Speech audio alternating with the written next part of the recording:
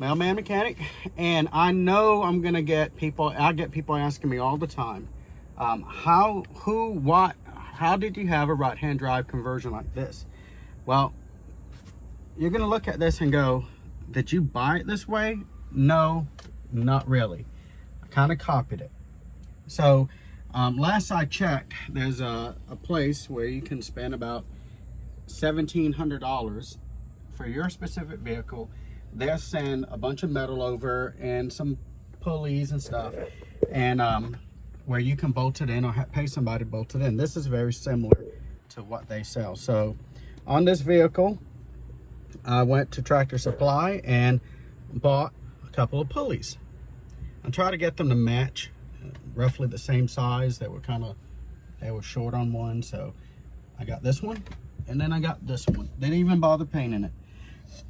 Now, this right here is from the old steering wheel. Originally to this, I cut the center out, and that's what it bolts onto the spline on the original steering shaft. So I took this pulley, bolted it to this, and then just, you know, put it back on here. Then I took an old lawnmower belt. Literally, look at this. It is where it was on a lawnmower, and I rubbed it through.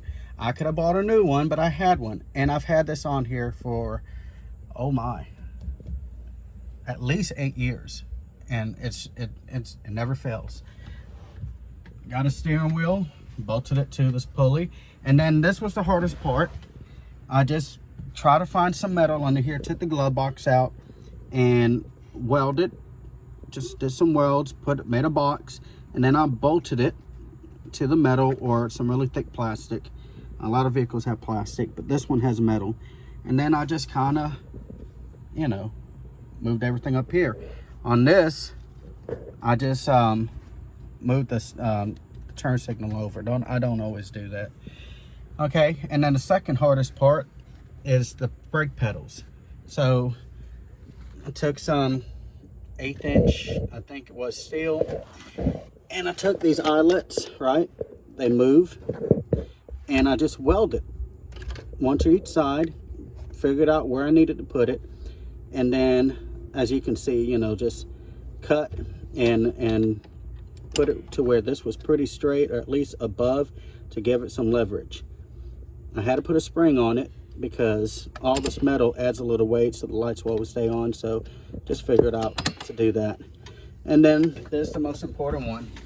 Comes over here and never fails. Absolutely never fails. If it starts squeaking a little bit, like I hit the brake and I hear a squeak, I just take WD-40 and just grease this joint right here. That's all there is to it.